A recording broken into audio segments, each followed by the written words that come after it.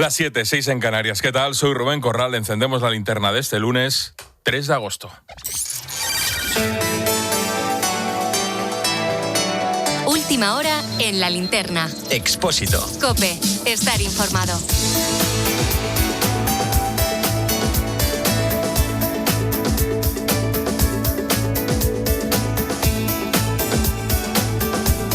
Pues Ceuta intenta recuperar la normalidad tras unos días en los que literalmente ha estado colapsada.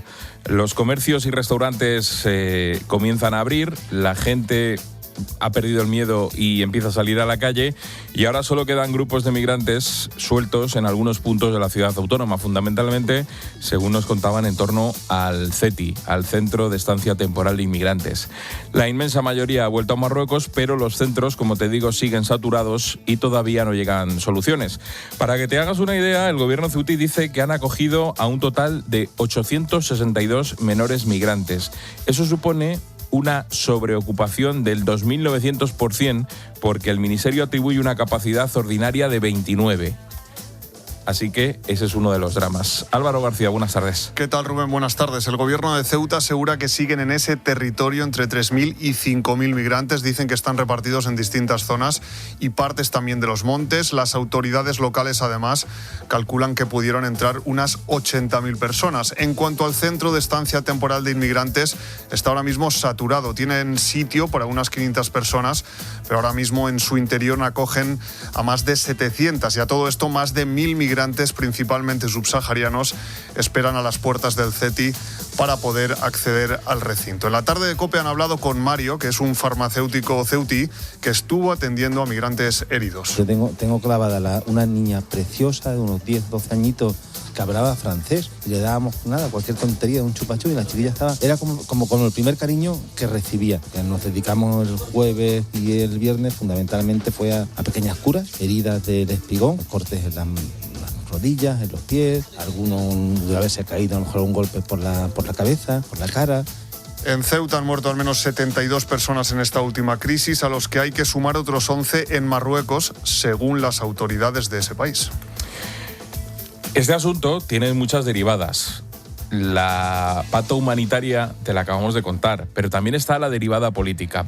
La Audiencia Nacional pide a la Policía Nacional un informe para investigar si la crisis migratoria responde a una acción de un grupo criminal. Y mientras tanto, el gobierno ofrece distintas versiones acerca de si el Centro Nacional de Inteligencia había avisado al gobierno de lo que estaba a punto de ocurrir en esa frontera.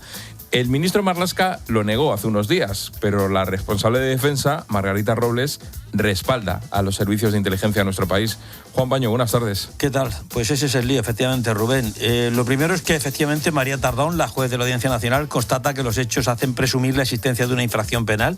Pide, como decías, a la policía un informe que detalle esa entrada irregular, saber si nos encontramos ante una acción concertada o dirigida por alguna organización o grupo criminal, dice textualmente la diligencia, y quiénes han podido participar. Investigación que también ha pedido hoy la ministra de Defensa al gobierno de Marruecos. ¿Quién está detrás? Dice textualmente la ministra. ¿Ha consentido o ha tolerado esta movilización? Margarita Robles evidentemente se distancia así de la línea argumental del gobierno. Robles también enseña los dientes a su colega de gabinete, al ministro Marlaska, quien aseguró que el CNI no les avisó. Pregunta de la periodista y respuesta de la ministra. Pero el CNI informó o no. Le acabo de contestar que los hombres y mujeres del CNI, del CIFAS, de la Policía y de la Guardia Civil realizan un trabajo excepcional. No me van a pillar a mí ninguna discusión. Fuentes de la seguridad del Estado aseguran a COPE que tanto CNI como los servicios de información policiales informaron a Interior de los movimientos detectados hacia la frontera. La magnitud ha desbordado a todos, admiten estas fuentes. Desde Interior nos dicen que les alertó el aumento de las entradas a nado a partir de 1 de julio. A mediados del mes ya plantearon al presidente de Ceuta que barajaban instalar una barrera neumática. Medios de la inteligencia afirman a COPE que habría estado mejor montar la barrera entonces y no señalar ahora a los servicios de no haber hecho su trabajo. El malestar, Rubén, es más que evidente. Poco elegante, ¿no? Poquito. Gracias, Juan. Gracias. Desde el otro lado de la frontera, del lado marroquí, siguen culpando a las redes sociales y a las mafias. Reiteran que Rabat va a ser un socio fiable y responsable. Beatriz Mesa. Hola, ¿qué tal? Buenas tardes. Sí, Marruecos mantiene la misma versión de España y atribuye la tragedia a la difusión de informaciones engañosas a través de las redes sociales, redes de tráfico de seres humanos o también la decisión del Tribunal Supremo sobre las devoluciones de migrantes interceptados en el mar. Lo cierto es que detrás de esta crisis hay una lectura política. Es difícil comprender que 70.000 personas hayan entrado en Ceuta de una manera espontánea, natural. Evidentemente que es una respuesta política a una molestia que está relacionada en este caso, según los expertos, con la erosión de soberanía de Marruecos después de que parlamentarios españoles votaran una propuesta de ley de nacionalizar en España saharauis nacidos en el Sáhara antes de 1977, cuando el Sáhara era provincia española. Esto entiende Marruecos que es remover un pasado colonial y que otro país no debe decidir sobre sus nacionales porque ya tienen nacionalidad, pasaporte y DNI. Eso, lo que nos cuenta Gamesa, es lo que se dice en Marruecos. Pero bueno, luego queda la derivada diplomática, las reacciones fuera de nuestras fronteras. La presidenta de la Comisión Europea, Ursula von der Leyen, le ha enviado una carta a Pedro Sánchez. Asegura que con esta crisis ha quedado demostrado que la Unión Europea debe hacer más por reforzar sus fronteras, que debe haber una vigilancia estrecha y que se tienen que usar barreras físicas cuando sea necesario. Hace unos minutos ha terminado un encuentro extraordinario de los embajadores de los países de la Unión Europea. Mañana será el turno de los ministros de Interior, que tienen previsto coordinar más medidas para proteger las fronteras de la Unión. Bruselas, Olga Rodríguez, buenas tardes. Buenas tardes. Los embajadores han mantenido una reunión de más de 3 horas y, según fuentes diplomáticas, han mostrado su solidaridad con España. Ha sido a raíz de que la representación española haya expresado su frustración por los comentarios de varios líderes de la Unión durante el fin de semana. Cabe recordar que hasta 22 Estados miembros criticaron por carta la política migratoria de Sánchez y pidieron esta reunión de urgencia. De hecho, el tema de la regularización de migrantes ha vuelto a estar presente en la reunión, según explica una fuente diplomática COPE, porque algunos países consideran que puede incentivar las entradas irregulares al fomentar la esperanza de quedarse en el país. El encuentro ha servido para preparar la reunión de los ministros de Interior, que debatirán mañana cómo fortalecer las negociaciones con países terceros y extremar la protección de las fronteras de la Unión. Von der Leyen pide una respuesta común y el comisario de Inmigración, Magnus Brunner, dará una rueda de prensa mañana para dar cuenta de los resultados de este encuentro. Pues vamos a estar muy pendientes de cualquier novedad sobre la crisis de Ceuta. Pero hay más asuntos. Te cuento algo sobre la crónica judicial. En este caso, sobre José Luis Rodríguez Zapatero, porque el expresidente le pide al juez Calama que ponga límites a la UDEF a la hora de recabar información sobre sus cuentas bancarias. Zapatero recurre el auto y asegura que acceder al universo de todas sus operaciones puede derivar en una investigación prospectiva con vulneración de derechos. Solicita que se acote la información que debe recabar la UDEF. Te recuerdo que el juez Calama lo que ha pedido son datos sobre las cuentas tanto de Zapatero como de sus hijas, como de su secretaria y también del empresario Julio Martínez Martínez, el que era su socio. Vamos a ver qué pasa finalmente con este asunto. Del exterior, el presidente de Estados Unidos, Donald Trump, califica de hipócrita a Irán por negar conversaciones de paz con Washington. El líder estadounidense había informado de que hoy se iban a producir negociaciones, pero desde Teherán solo reconocen diálogo con Omán. Trump hace un ratito ha amenazado con mantener el bloqueo naval. Washington, David Alandete, buenas tardes. Buenas tardes. De nuevo, Donald Trump ha anunciado la reanudación de las negociaciones con Irán, mientras el régimen de los ayatolás las niega. El presidente dijo el domingo, de regreso a Washington desde su club en Nueva Jersey, que los ayatolás le habían implorado que detuviera un ataque planificado, inminente, de dimensiones mayúsculas. Iba a ser un ataque que iba a ser el mayor desde la Segunda Guerra Mundial y me llamaron para decirme, por favor, no lo haga. También me lo pidieron sus vecinos que no lo hiciera, así que vamos a ver si podemos llegar a un acuerdo con la desnuclearización. En realidad, lo que intenta negociar el presidente Trump es la desnuclearización, ha sido su objetivo desde que comenzara la misión militar en febrero, pero también la reapertura del estrecho de Hormuz, que estaba abierto entonces y que Irán minó. Es una vía por la que pasa el 25% aproximadamente del petróleo mundial y cuyo cierre parcial ha hecho subir el precio del petróleo y de la gasolina.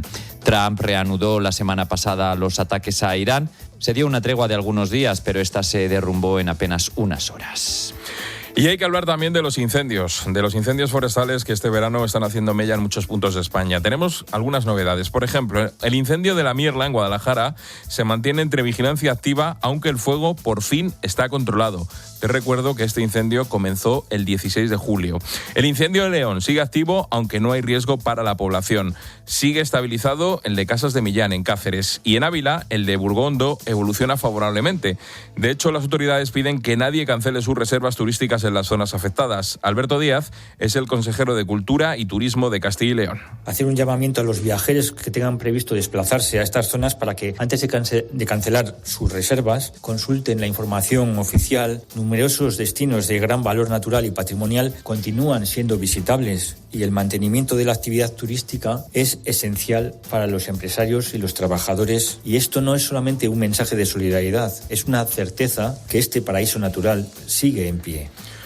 Y en Cataluña, los servicios de emergencia han confinado un área de 2.400 hectáreas por un incendio en Senet, en Lleida. Nos vamos hasta allí, Silvia Fernández. El incendio continúa quemando en la Alta Ribagorça y ya ha afectado más de 80 hectáreas de bosque. Los bomberos centran sus esfuerzos en evitar que el fuego avance hacia la Vall de Boí, el Estany de Sant Maurici y el Parque Nacional de Aigüestortes, aprovechando barrancos y otros elementos naturales como líneas de contención. Las tormentas y el viento han favorecido a la formación de un pirocúmulo, un fenómeno que puede intensificar el comportamiento de las llamas y dificultar las tareas de extinción. Así nos lo cuenta Xavier Castellarnau, el jefe del equipo de extinción, sobre el terreno. Empezó por un rayo en un sector de difícil acceso, una zona con pendientes muy fuertes. El problema que tenemos aquí es el acceso del personal de extinción. Así pues, el incendio permanece bajo monitorización y la situación podría complicarse, ya que la caída de rayos podría provocar focos secundarios. Como medida preventiva, la Generalitat ha decretado el confinamiento de una zona de alta montaña, cerca de 2.500 hectáreas, y ha enviado una IES Alert para que excursionistas y otras personas abandonen el espacio natural o se refugien en lugares seguros.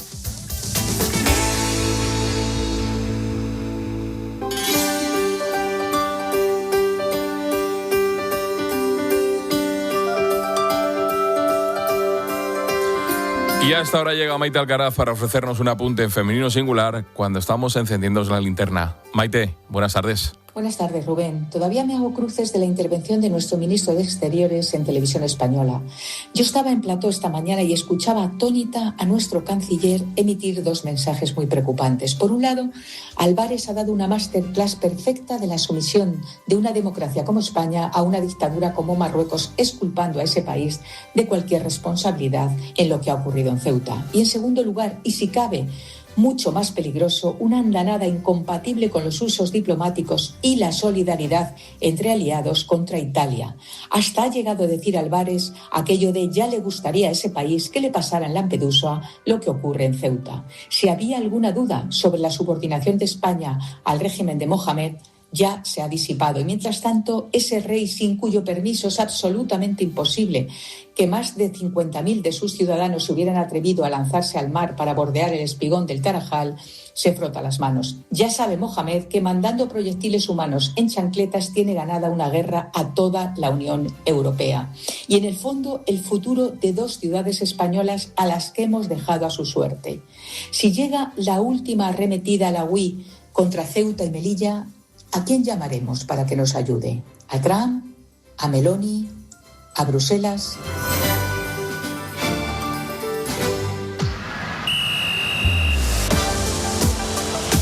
Deportes en la linterna. COPE, estar informado. Y en Deportes, Charly Sáenz, tenemos dos patatas calientes. Una en el Barça, Ferran, y otra en el Madrid. Vinicius, buenas tardes y bienvenido a esas merecidísimas vacaciones. Bien hallado, Rubén, que cortas se han hecho las vacaciones, pero aquí estamos para contarte, entre otras cosas, que Vinicius esta mañana ha vuelto al trabajo con el conjunto blanco. Ya sabes, encima de la mesa, dos opciones casi, ya que acabe el mes de agosto. O renovación o venta. Te recuerdo que acaba contrato el próximo verano y a partir del mes de enero podrías negociar con cualquier equipo. Y la otra patata caliente es la de Ferran, que está de turné por Estados Unidos, y en una entrevista ha dicho Rubén que él tiene contrato con el Barça, pero que en el fútbol nunca se sabe lo que puede pasar, con lo cual abre la puerta, evidentemente, a marcharse del conjunto blaugrana. En página de fichajes te cuento 2 apuntes. Fran González ya trabaja como portero del Sevilla y Abdoulaye Faye ha fichado por el Celta de Vigo. Hoy hemos tenido una reunión importante en el asunto de Vallecas, reunión entre la comunidad y el Rayo Vallecano. Te recuerdo que la comunidad le retiró la concesión al conjunto de Vallecas. Pues bien, se han visto hoy las dos partes y ha dicho la comunidad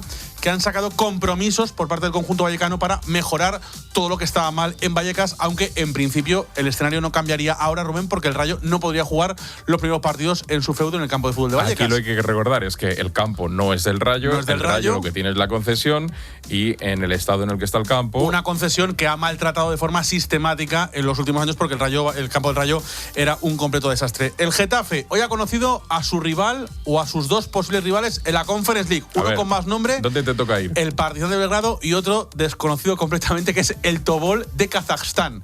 Así que, en teoría, sin saber mucho de cómo están los dos equipos, te diría que es favorito el Partizan de Belgrado, pero veremos lo que ocurre. Y en tenis, a esta hora todavía no ha comenzado, pero pendientes, Rubén, de la final del ATP 500 de Washington. Va a jugar Hodar contra Fritz. Veremos si el español consigue levantar su segundo título en toda su carrera. Me has dejado atónito. ¿De dónde es el kazajo, el Tobol? Tobol de Kazajstán. ¿Has estado allí? Es la primera vez en mi vida que escucho hablar de este equipo. Yo también. Así que veremos qué pasa. La ida el 20 en Getafe, la vuelta el 27 en el campo del que gane la eliminatoria que tienen ellos, todos los equipos pendientes.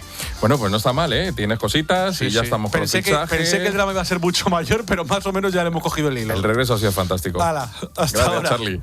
La Linterna. Expósito. COPE. Estar informado.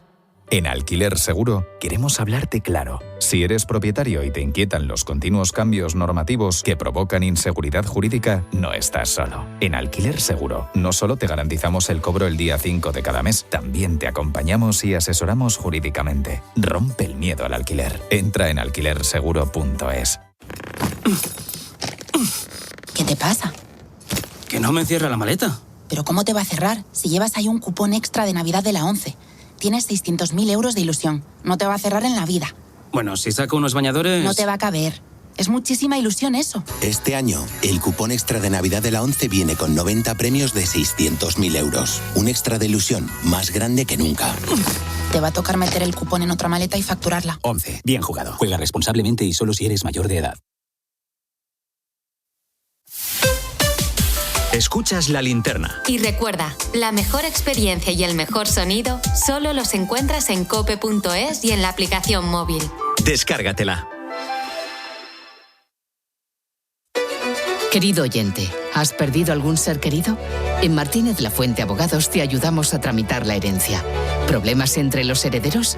En Martínez La Fuente Abogados mediamos para resolverlos. Infórmate en el 646-690-032 o en martinezlafuenteabogados.com. Especialistas en herencias. Estamos acostumbrados a celebrar un gol, una asistencia, un pase largo, uno corto, un control. En el fútbol se celebra todo. Pero en la construcción un pro puede arreglar un baño y nadie dice nada. Pues en Leroy Merlin queremos celebrar a los pros de la reforma y la construcción. Por eso tenemos para ellos Precios Pro, la mayor gama de productos del mercado y asesoramiento profesional. Leroy Merlin, más pro, más ventajas. Ya tengo cita con mi médico de siempre. ¿Seguro? Claro, con Nara Salud Reembolso elijo especialistas fuera del cuadro médico sin preocuparme. Pues me cambio a Nara. Para lo importante, las cosas claras. Si quieres cuidarte, tu sitio es Nara. Seguro de Salud Reembolso. La libertad de elegir. La tranquilidad de estar siempre cubierto. Infórmate en naradigital.es o llama al 91 387 4199. Pase lo que pase este verano, te lo contamos aquí. ¿Y hoy en qué consiste la actualidad? En varias fotografías. Tratando de contarte lo que pasa, de explicarte por qué pasa. De lunes a viernes desde las 6, sigue conectado Herrera en COPE. La pregunta es interesante, ¿eh? Venga, va. Bueno, interesante y yo creo que de respuesta sencilla. Y el 31 de agosto te esperamos en una nueva temporada juntos con Carlos Herrera, Jorge Bustos y Alberto Herrera.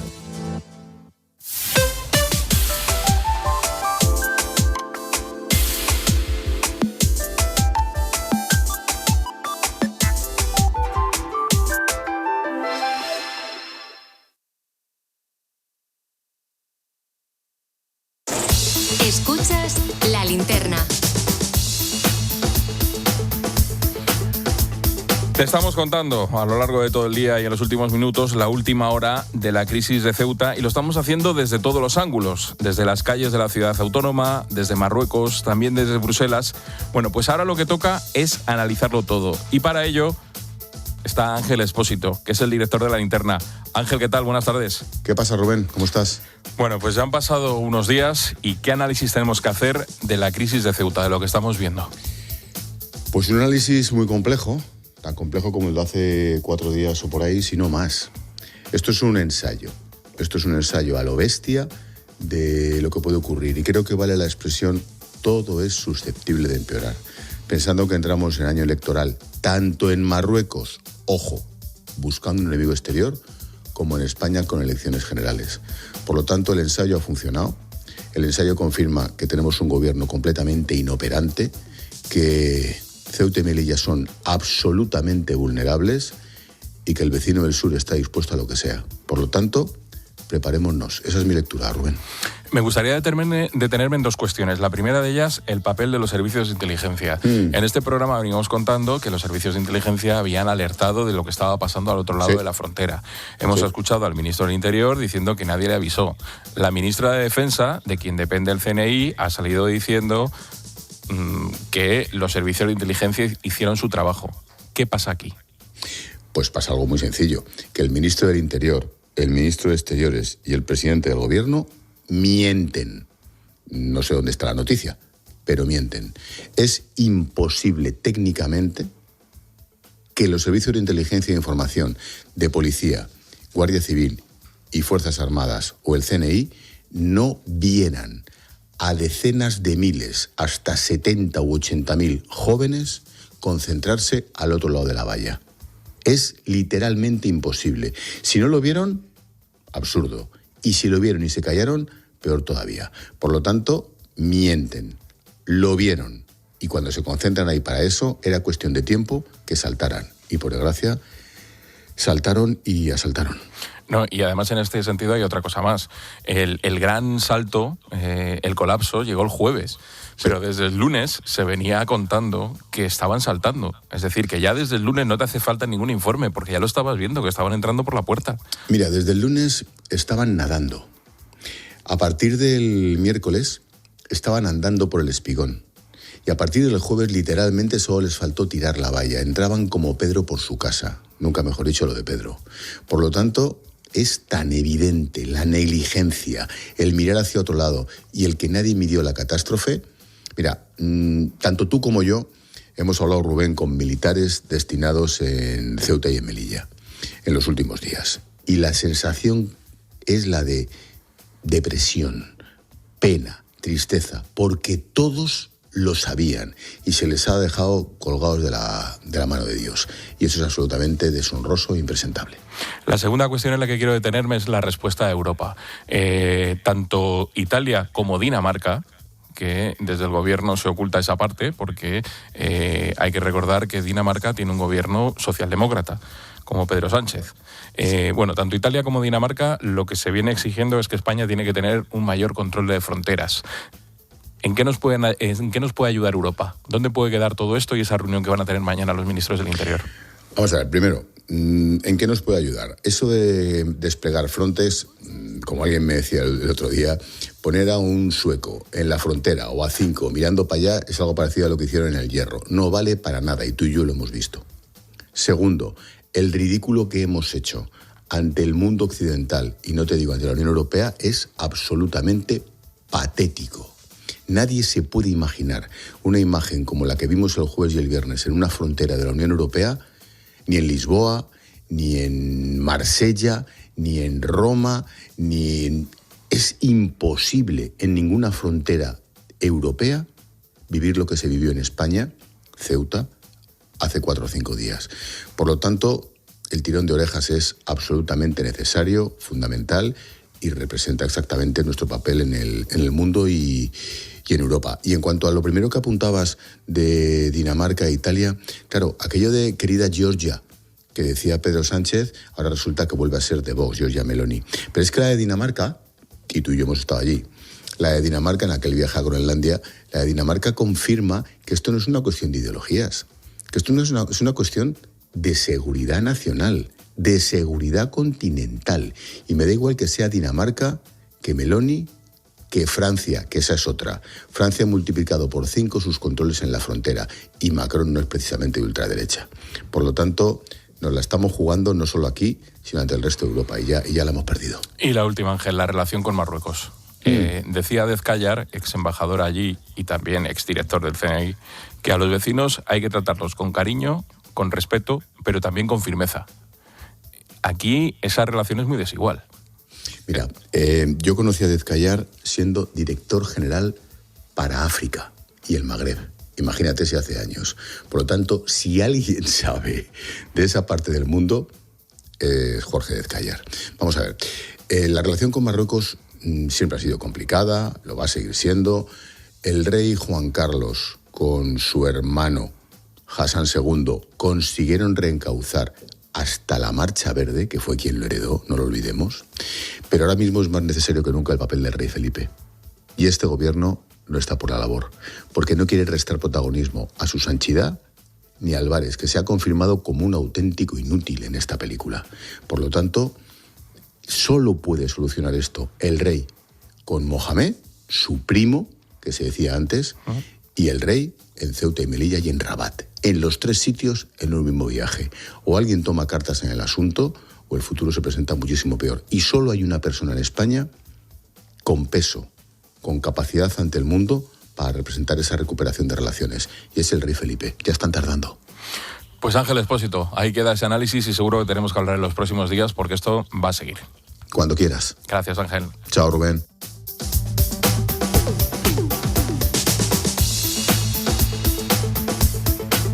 En un momento nos vamos a las calles de Ceuta para ver cómo está evolucionando la situación. Y Paloma Serrano trae un mensaje de Mutua. ¿Qué? ¿Qué? Esto es justo lo que hay que decir cuando te suban el precio del seguro año tras año. Repite, ¿qué? ¿Qué? Es hora de irse a la Mutua, porque te bajan el precio de cualquiera de tus seguros, sea cual sea. Llama al 91 555 5555. Que vete a la Mutua. Condiciones en Mutua.es. ¿Tienes algo que decir? Busca La Linterna COPE en Instagram, TikTok y en nuestro Facebook La Linterna. O mándanos un mensaje de voz por WhatsApp al 600 54 45 55. Es hora de contar verdades en la radio. Y tú puedes contarlas con nosotros. Con Carlos Herrera, Jorge Bustos o Juanma Castaño. Gracias al máster universitario en Radio COPE de la Universidad CEU San Pablo y Fundación COPE. Con 2 años de formación y prácticas remuneradas durante el segundo año. Máster universitario en Radio COPE. Infórmate en fundacioncope.com y en el 91 828 39 30.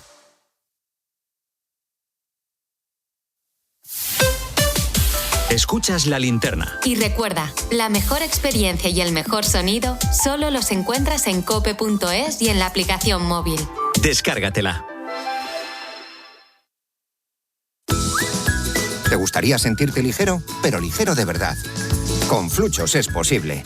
Fluchos presenta su nueva colección de primavera-verano con materiales de primera calidad, tecnología de pisada y un confort que te hace sentir ligero de verdad. Fluchos, comodidad absoluta. A la venta en las mejores tiendas. ¿Los vasos dónde los tienes? ¿Ves el armario alto de doble profundidad que está junto a la columna de rincón extraíble al lado del mueble desayunador sobre el fregadero XL de acero inoxidable con grifo monomando que reduce el consumo de agua? Pues ahí los tienes. Cuando estás orgulloso de tu nueva cocina, se nota. Reforma tu cocina con Leroy Merlin. Asesoramiento, diseño, instalación y el acompañamiento de nuestros expertos. ¿Cómo imaginas la conducción al volante del crossover más deseado? ¿O el equilibrio perfecto entre potencia y eficiencia? Tal vez la respuesta esté en dejar de hacerse preguntas. Nuevo Toyota THR Hybrid. No intentes entenderlo. Atrévete a sentirlo. Más información en toyota.es. Las mejores noches del verano. Tenemos un programón por delante. En el partidazo de COPE. No se lo pierdan. Un equipo que quiere ganar títulos tiene que construirse desde la solidez defensiva. Porque históricamente no ha sido un equipo que se sostenga en la táctica. Que no sabe todavía, yo creo que a estas horas, porque le sacaron esa amarilla. Este verano sigue conectado a El Partidazo de COPE. De lunes a viernes desde las 11:30 de la noche. No le puedes exigir que luche por la liga. Y a partir del 31 de agosto te esperamos en una nueva temporada juntos con Juanma Castaño. Hay muchas cosas que contar.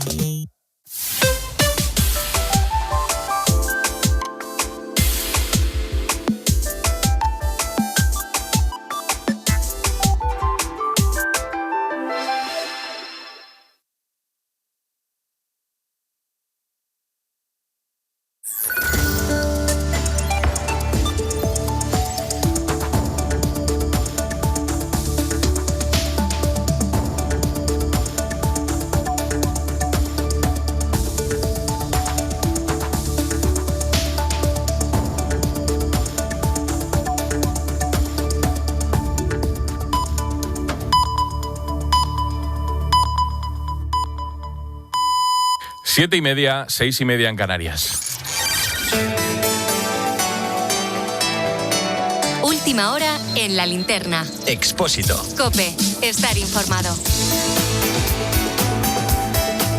A esta hora, la actualidad del día se resume en varias claves que tienes que conocer. Primera, los ministros de Interior de la Unión Europea se reúnen mañana y tienen previsto pedir un refuerzo en las fronteras exteriores del espacio comunitario. Además, en ese encuentro van a manifestar su solidaridad con España ante la crisis migratoria de Ceuta. Esta tarde se han reunido los embajadores de los 27 y han aprovechado para reconocer que España actuó de forma rápida tras la entrada masiva de migrantes. Segunda clave, un total de 353.000 ucranianos tienen permiso de residencia en España, lo que supone un aumento del 8% respecto al año pasado. Este incremento se debe a que se han autorizado las residencias de aquellos que huyeron por la guerra con Rusia. El 58% son mujeres y Alicante es la provincia que más ucranianos acoge. Tercera clave, la Fiscalía archiva las 2 últimas causas que quedaban abiertas por los errores de los cribados de cáncer de mama en Andalucía. En total, el Ministerio Público ha archivado una quincena de denuncias. Te recuerdo que esta polémica surgió después de que unas 2.000 mujeres se vieran afectadas por errores de comunicación en el Servicio Andaluz de Salud. Los resultados no concluyentes o dudosos en mamografías no se notificaron adecuadamente para hacer un seguimiento. Y cuarta clave, los incendios en el noroeste de Estados Unidos han dejado más de 65.000 evacuados y 700 viviendas arrasadas por el fuego. El estado de Washington es el más afectado y en total las llamas han calcinado más de 600.000 hectáreas. El territorio está ahora mismo en emergencia estatal y se prohíbe prácticamente todas las quemas agrícolas y de residuos hasta finales del mes de septiembre.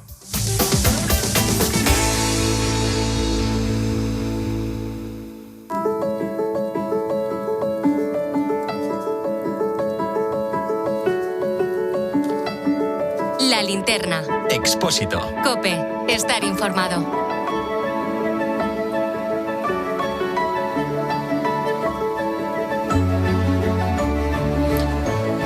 Seguimos mirando a Ceuta. Con el paso de las horas, la ciudad autónoma intenta recuperar poco a poco lo que sería su normalidad tras esa entrada masiva de miles de personas desde Marruecos. Estamos hablando de la peor crisis migratoria en esa frontera, pero como te venimos contando, también es una crisis diplomática y política. Según Interior, el número de muertos rondaría los 72, aunque nadie sabe cuáles son los datos reales. De hecho, estaríamos casi en el centenar, porque Marruecos ha notificado también una decena de personas ahogadas en su territorio. El presidente de la ciudad autónoma, Juan Jesús Vivas, ha cifrado en más de 80.000 los migrantes que entraron en Ceuta. La gran mayoría ya han regresado a suelo marroquí, pero algunos miles, en su mayoría jóvenes, siguen deambulando por las calles o han acampado frente al centro de estancia temporal de inmigrantes. Hasta allí se ha desplazado un equipo de la tarde COPE con Israel Remuñán al frente, donde han podido recoger durante toda esta tarde numerosos testimonios. Israel, ¿qué tal? Buenas tardes. Buenas tardes, Rubén. ¿Cómo estás? Creo que ahora mismo estás en la playa del Tarajal, ¿no? Sí. Cerca de esa frontera. ¿Qué es lo que estás viendo? Bueno, mira, es una imagen de contraste total, porque en esta playa del Tarajal, donde hemos hecho hoy la tarde, aún siguen a esta hora jugando niños con sus familias, con las sillas de playa instaladas, juegan con flotadores, juegan a bucear. Es un poco el intento de vuelta a la normalidad, pero es que en estas mismas aguas donde ahora se vayan niños y juegan, con pocos metros de distancia, están buzos del GEAS buscando cuerpos, buscando cadáveres aquí que podrían estar bajo el mar. Las cifras de fallecidos pues van cambiando, pues bailan un poco y no hay nada claro, pero se cree que aún hay desaparecidos en estas aguas que se convirtieron en un auténtico cementerio. Rubén, esta es la imagen que llama la atención. Esto a un lado está la playa y al otro la carretera por donde van pasando camiones del ejército, y en esos camiones en el interior habrán pasado como a lo largo de la tarde 7 o 8 camiones, van aún chicos que son identificados por la ciudad, chicos marroquíes que son los únicos a los que se puede traer hasta aquí con la intención de que ellos por su propio pie pues vuelvan a su país, a Marruecos. Van llegando los camiones, les dejan enfrente de la frontera y ellos cruzan. Esta es la imagen que se ha repetido a lo largo de toda la tarde. Has podido estar en ese centro de estancia temporal de migrantes. Ahora mismo está totalmente desbordado porque, ya lo estaba antes de esta crisis, sí. Pues ahora con más motivo, porque en torno a este centro se están dando cita a algunos de los migrantes que fundamentalmente lo que buscan es comida y un techo donde dormir, ¿no? ¿Qué te dicen? Sí, es brutal, porque el CETI tiene 500 plazas, hay 790 ahora mismo en su interior, nos lo acaban de dar este dato hace nada, fuentes de allí del CETI, y en el exterior se cree que hay unos 1.500 acampados, o sea, imagínate, en su mayoría son subsaharianos, porque como te digo, los marroquíes pues son traídos hasta aquí, hasta esta frontera, y como saben que los militares pues los suelen traer hasta aquí o les intentan convencer de volver, pues los marroquíes están como más dispersos por la ciudad y por las barriadas. En ese CETI hay gente de Sudán, de Senegal, de Chad, de Mali o incluso egipcios como Ahmed. No quiero ir a Egipto, España. ¿Eres de Egipto? ¿Cuándo has llegado? La noche del viernes. ¿Cómo te llamas? Ahmed Mohamed Abdelaziz. ¿Y estabas en Marruecos esperando? Magreb, 0. Hace un gesto hacia abajo con el pulgar de que Marruecos no le gusta, ¿no? No quieren volver a Marruecos, Rubén, porque denuncian que allí han sufrido agresiones, que les han tratado mal y prefieren morirse de hambre aquí en España que volver a Marruecos, es lo que dicen, ¿eh? Muchos llevan 4 días sin comer, 4 días sin recibir asistencia y muchos de ellos están enfermos y pasan la noche al raso o en los bosques o en las playas cercanas al CETI. Hay una cosa interesante, Irra, que era lo que estabas contando. La mayoría de los subsaharianos se van al CETI porque ellos, en principio, no tienen pensado volver. Aunque alguien se acerque a ellos y les diga, oye, que no, que te tienes que volver a Marruecos. No, porque fundamentalmente ellos lo que han hecho son viajes de muchos kilómetros. Sí. En su mayoría es gente a las que ha traído hasta Marruecos las mafias y no están dispuestos a perder la oportunidad porque ellos ya consideran que están en suelo europeo y a partir de ahora esto creen que les puede abrir otra vía. Otra cosa es los magrebíes, sobre todo los marroquíes, que como dices son a los que las fuerzas de seguridad española van identificando y lleva para la frontera para que se hagan cargo de ellos, sobre todo los gendarmes marroquíes. Claro, Rubén, es que además es que a los subsaharianos tú no les puedes devolver a un país que no es el suyo. Sucede lo mismo con los menores no acompañados, no les puedes devolver. Entonces están aquí pues para que puedan analizar las instituciones competentes y pues tienen que pedir asilos, y pueden pedir asilos, y pueden pedir protección, porque muchos vienen de países que efectivamente han hecho un recorrido, tú conoces muy bien de estos países, han hecho un recorrido por toda África para llegar aquí, y estos solamente han aprovechado la coyuntura de esta crisis, de esta frontera abierta, para dar el último paso, ¿no? Se han encontrado con esta sorpresa al llegar aquí, pero vienen de un recorrido muy largo, sí. Y otra cuestión, esta mañana se hablaba de que podría haber más o menos 5.000 personas todavía. Sí. No sé, moviéndote tú por las calles de Ceuta, no sé lo que has visto, no sé si has visto tanto movimiento. Ahora hablamos de los ceutíes, pero no sé si habéis visto tantos movimientos como en el fin de semana, que parece ser que el fin de semana todavía quedaban grupos de chavales que se movían, sobre todo en las zonas más alejadas del centro de la ciudad. Sí, a ver, se siguen viendo grupos. Es verdad que me cuentan que cada vez menos, porque estamos viendo que en esta tarde han pasado 7 o 8 camiones militares llevándose chicos para allí, para Marruecos. Pero es verdad que sigue habiendo, se mueven en grupos, algunos intentan pasar desapercibidos o en parejas, pero son fácilmente identificables porque se les ve con el mismo bañador que entraron hace unos días, con las chanclas puestas, muchos están heridos y directamente cuando te ven pasar te piden algo de comida o algo de dinero, se lo piden a todo el mundo. Algunos están por el centro, por las esquinas de la ciudad, otros por los polígonos, pero la mayoría escondidos en la zona boscosa, en la zona forestal. Por eso, además de los 1.500 que hay en el CETI, que es un poco lo más llamativo, que están ahí acampando, luego están todos los que están perdidos por los bosques, que elevarían esa cifra casi hasta 5.000, y se cree que esos que están por la zona forestal sí que son claramente magrebíes, que no quieren, no van ni al CETI ni a pedir allí acogida, porque saben que les traerían aquí, ¿no? Les intentarían traer aquí.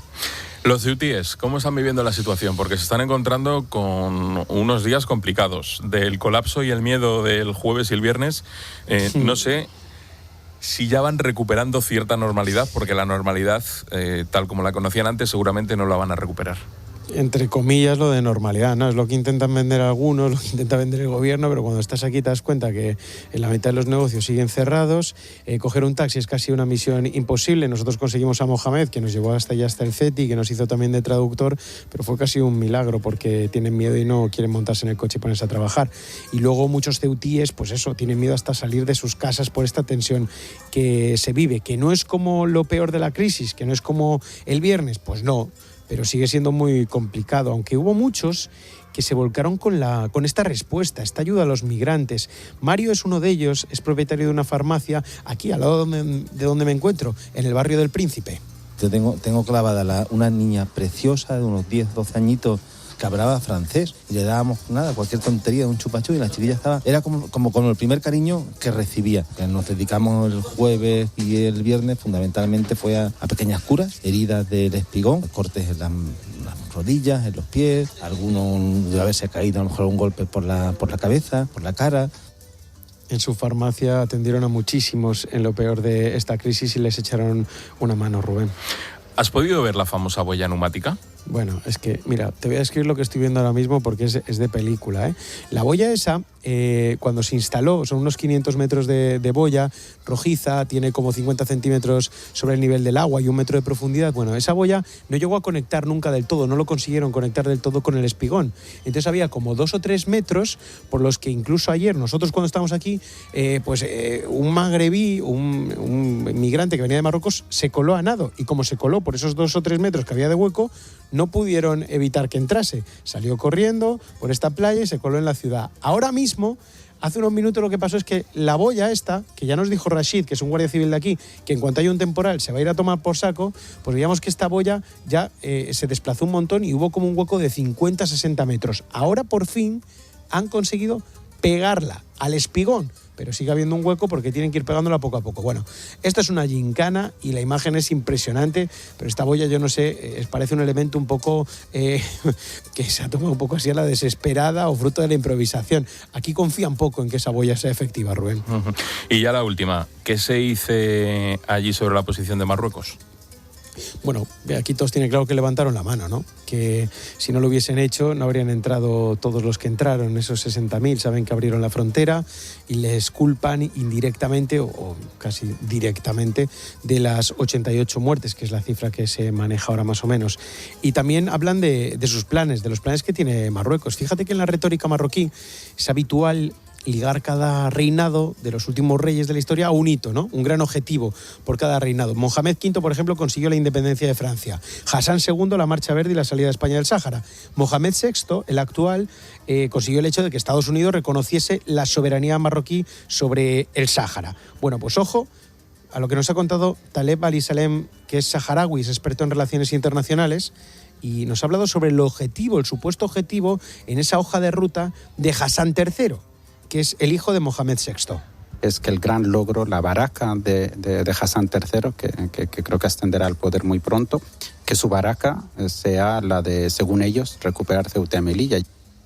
Recuperar Ceuta y Melilla cuando nunca fue de ellos. Lleva 500 años siendo española y es uno de los territorios que más tiempo lleva siendo parte de España. Pero esa es la retórica que se maneja al otro lado de la frontera, Rubén, y que bien conoce Taleb, que es saharaui. Y bueno, él tiene, por ejemplo, prohibido entrar en Marruecos. Por su activismo pro-saharaui no podría entrar en el país vecino.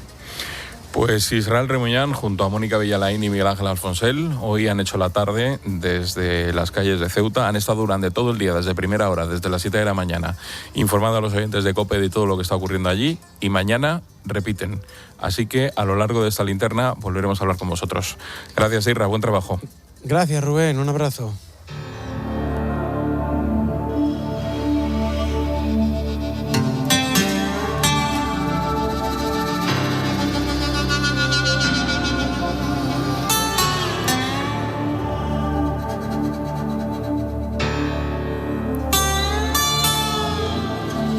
Pues tenemos que seguir muy pendientes de otro drama, el de los incendios. Lo más complicado parece que ya queda atrás. De hecho, hoy hemos recibido una buena noticia. El incendio de La Mierla, en Guadalajara, que se inició el pasado 16 de julio y que ha quemado 32.000 hectáreas, ha quedado ya controlado, que no extinguido, Y es que apagar un incendio de estas características no es tarea fácil. Vamos a repasar, si te parece, la situación de los 3 que más quebraderos de cabeza están dando en los últimos días. Empezamos en Castellón, en la Val d'Uixó, donde el fuego se encuentra estabilizado tras quemar casi 9.600 hectáreas. En el incendio de la Sierra Oeste de la Comunidad de Madrid se encadenan 2 noches seguidas sin registrarse ninguna reactivación, y esto es importante porque estas reactivaciones habían generado algunos problemas y en algunos casos incluso estaban impidiendo que los vecinos volvieran a sus localidades. Y por último, en el incendio de Burgondo, en Návila, la situación sigue siendo compleja. El pasado sábado se registraron reactivaciones de 3 focos que provocaron el desalojo de varias urbanizaciones. Los vecinos ya han podido regresar a sus casas y los bomberos siguen sin bajar la guardia. Según la Junta de Castilla y León, tras la reunión del CECOPI, se esperaba que a lo largo del día se produjeran reactivaciones pues de cada vez menor intensidad. Vamos a conocer cuál es la situación y vamos a hablar con Ángel Iglesias, que es ingeniero de montes del Servicio Territorial de Ávila. Ángel, ¿qué tal? Buenas tardes. Hola, buenas tardes. En primer lugar, muchas gracias por atendernos, porque sé que no son días sencillos y que estáis trabajando a pleno rendimiento, y te agradezco que te pases por los micrófonos de la cadena COPE. Te quería preguntar... Gracias a vosotros. ¿Cómo ha sido el día de hoy? ¿Cuál es la situación ahora mismo del incendio? Bueno, de momento el perímetro está tranquilo. Seguimos trabajando en la estabilización de un perímetro tan larguísimo como el de este incendio, y avanzando en esas labores. ¿Nos puedes explicar la diferencia entre un incendio estabilizado y un incendio controlado? Bueno, tened en cuenta que en estos perímetros tan grandes, estamos hablando de un incendio que tiene 45 o 50.000 hectáreas, y nosotros hemos estimado un perímetro en torno a 120 o 130 kilómetros, pero ese perímetro es una estimación basada en una línea, en un plano. Luego, estos perímetros en el monte, la realidad física es que se multiplica esa longitud. Y nuestro trabajo consiste en liquidar poco a poco toda posibilidad de que el fuego se propague en cada metro lineal de ese perímetro. Entonces, estos trabajos se extienden pues durante semanas. Nos va a llevar mucho tiempo tener la garantía de que el incendio está liquidado. Consideramos que el incendio está estabilizado cuando en todo el perímetro ya no existe la posibilidad de frente de llama, de reactivación de frente de llama. Y liquidado cuando tenemos la seguridad de que hemos repasado el perímetro y no existe ninguna posibilidad de propagación. Sobre la cuestión de las reactivaciones, la verdad es que vamos aprendiendo todos un poco el lenguaje, porque desgraciadamente este verano está siendo bastante complejo en lo que a incendios se refiere, y siempre se ha dicho que una vez que ya se controló, como tú decías, que había que tener cuidado con las reactivaciones. ¿Qué suponen las reactivaciones y por qué se pueden producir? Porque me imagino que una reactivación se puede producir por unas altas temperaturas, que vuelve a reavivar eso, se puede producir por el viento, y también se puede producir de manera intencionada, que alguien vuelva a prender fuego o vuelva a reactivar eso, ¿no? Claro, así es. A ver, tenemos que tener en cuenta la situación meteorológica en la que estamos viviendo. No hemos pasado todavía el ecuador del verano y tenemos ya más olas de calor que muchos años del histórico. Entonces, esto supone que la vegetación está en un estado de estrés hídrico enorme.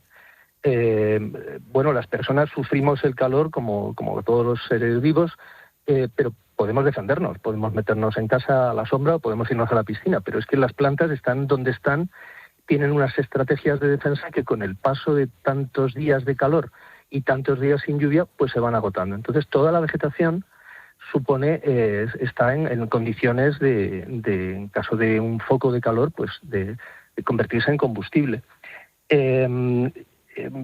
Para explicarlo de la mejor manera posible, pues vamos con un ejemplo de una chimenea, que todos conocemos cómo funciona. Tenemos combustible, hay un foco de calor y el oxígeno que está en el aire. Cuando esa chimenea se apaga, queda un rescoldo.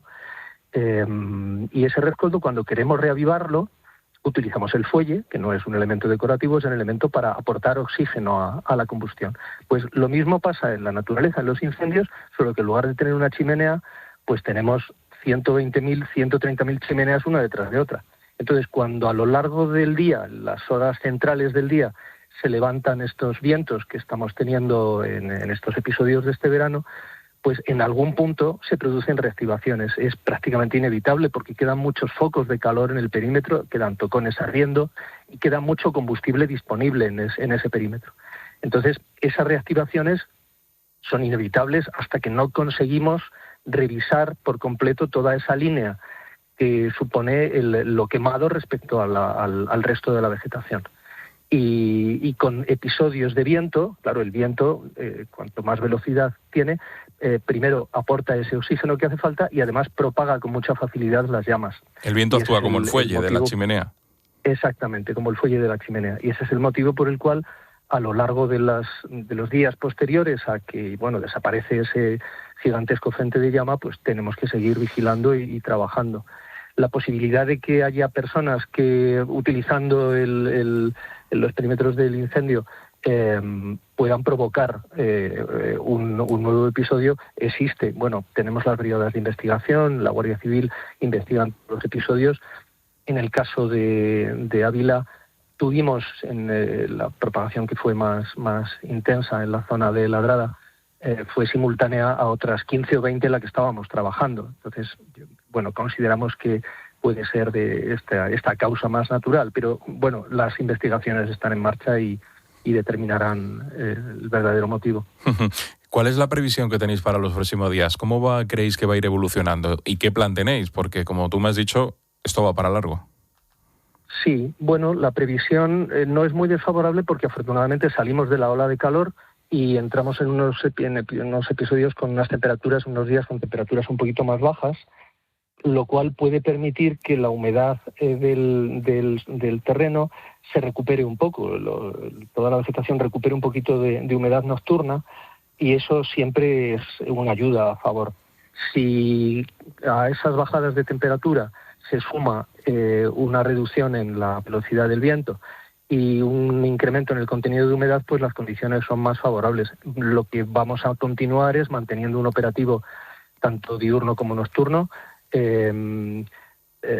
vigilando todo el perímetro, acudiendo a todos los lugares en donde nos reporta algún episodio de reactivación, con los medios aéreos, evidentemente trabajando en la vigilancia y en sofocar todos estos episodios a lo largo de unos cuantos días más. También necesitamos volver un poco a la normalidad porque el operativo está exhausto. Todas las personas que trabajamos en él acumulamos muchos días de muchas horas trabajando y bueno, hay que procuramos dar relevos y trabajar con cuadrillas y con personal, agentes medioambientales, conductores de camiones, etcétera, del operativo, pues de otras áreas que no son donde se ha producido el incendio, para tratar de ir dando relevo y un poco de descanso, porque nos queda mucho verano. ¿Y cuántas rotaciones lleváis ya? Porque claro, este incendio ha sido especialmente virulento. No sé si en los primeros momentos tuvisteis que trabajar a destajo y con esa estrategia defensiva para proteger los núcleos urbanos, pues era importante que la gente estuviera en primera línea, aunque tenía que descansar. Y claro, esto agota mucho. Agota mucho, efectivamente. Nosotros estamos rotando cada 12 horas aproximadamente, tratando de no sobrepasar ese periodo de trabajo por facilitar al máximo dar descanso a la gente, pero también, claro, necesitamos estar vigilantes en un perímetro tan grandísimo, en un incendio que es devastador, es desolador verlo. Y como os decía antes, que no son esos 120 kilómetros o 130 kilómetros teóricos, es metro a metro en el terreno, y eso exige una vigilancia y bueno, recorrer prácticamente todo, pues con todos los medios que tenemos, con maquinaria, con vehículos autobomba para refrescar los perímetros y con cuadrillas haciendo las labores de liquidación a mano. Ángel, para hacernos una idea, me has dicho que estuvisteis trabajando 12 horas. ¿Y cuánto descansabais? Porque me comentaba un bombero con mucha experiencia en todo esto, que cuando un bombero hace una intervención importante, que está trabajando 4 o 5 horas, luego necesita para recuperarse tiempo, porque claro, es una paliza muy grande. Si habéis estado trabajando 12 horas seguidas, ¿cada cuánto habéis descansado o cuánto habéis descansado? Bueno, pues lo que procuramos desde los centros de mando y del centro autonómico y los centros provinciales es rotar a las cuadrillas para no sobrepasar las 12 horas de trabajo de la jornada de trabajo. Luego, claro, a lo largo de ese periodo, cuando se trata de labores de liquidación, pues es más relajado que la propia extinción. Claro, el episodio de extinción exige del personal un esfuerzo gigantesco. Además del riesgo que supone, que también genera un estrés que no es fácil de gestionar luego los días siguientes. Uh-huh. Y luego, que tampoco hay que desdeñar, un aspecto emocional que es que se nos queman los montes, que la gente que trabajan ahí somos, o la gente de las cuadrillas, de las brigadas, es gente del territorio, es lo suyo y es nuestro trabajo. Entonces, bueno, superar esa carga emocional mientras estás trabajando y con los días acumulados, pues todo suma y no es fácil. Pues Ángel Iglesias, ingeniero de montes del Servicio Territorial de Ávila, gracias por atendernos y gracias por explicar a los oyentes de la linterna de la cadena COPE cómo es vuestro trabajo y sobre todo algunos conceptos importantes en estos días, como ese concepto de reactivación que desgraciadamente estamos viendo en algunos puntos que no parece que sea muy natural. Así que lo dicho, Ángel, muchísimas gracias. Muchas gracias a vosotros y a vuestra disposición. Buenas tardes.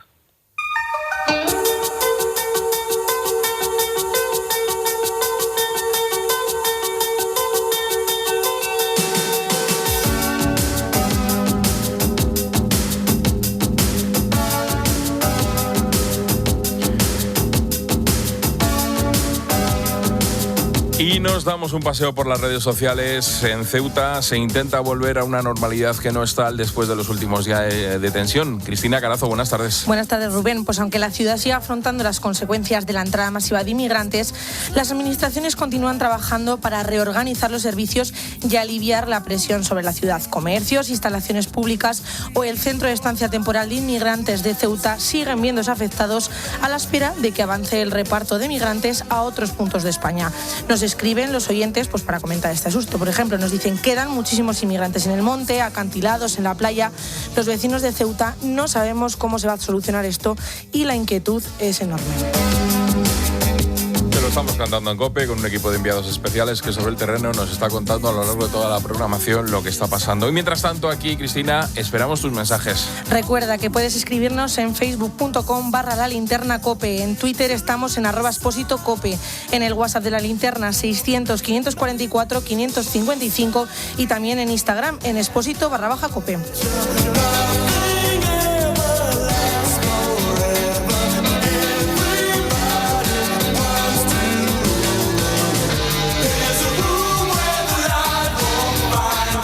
Lo siguiente en La Linterna es contarte la última hora desde Ceuta y analizar qué ha pasado con los servicios de inteligencia.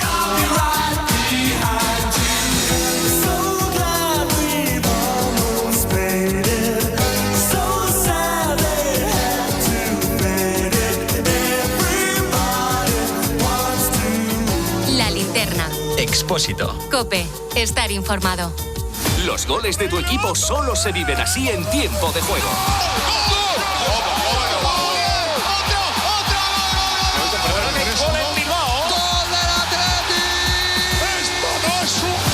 Tiempo de juego con Paco González, Manolo Lama y el mejor equipo de la radio deportiva. ¡Esto es la madre de los golazos! El número 1 del deporte.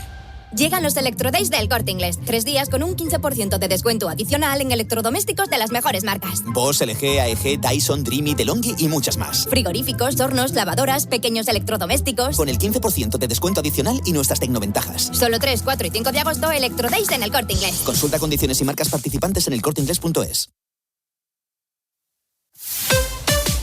Escuchas La Linterna. Y recuerda, la mejor experiencia y el mejor sonido solo los encuentras en cope.es y en la aplicación móvil. Descárgatela. Meter la maleta, la tuya, la suya, la de tus hijos, sombrillas, toallas, abanico y crema de sol. ¿Has cogido el bañador? Has cogido bañador. Rotonda, salida, atasco, 20 kilómetros, 90, 200, que si tengo hambre, que si tengo sed. ¿Cuánto falta? ¿Cuánto falta? ¿Cuánto falta? ¿Cuánto falta? ¿Cuánto falta? ¿Cuánto falta? Una estación de servicio Repsol. Uf, qué bueno es parar. Sobre todo cuando tienes buen café, tus chocolatinas favoritas, irresistibles bocadillas de jamón y los mejores servicios en carretera. Se hace camino al parar. Repsol. ¿Tú te has hecho algo? Sí, cuidar mi piel, mira. Colacel Antiox.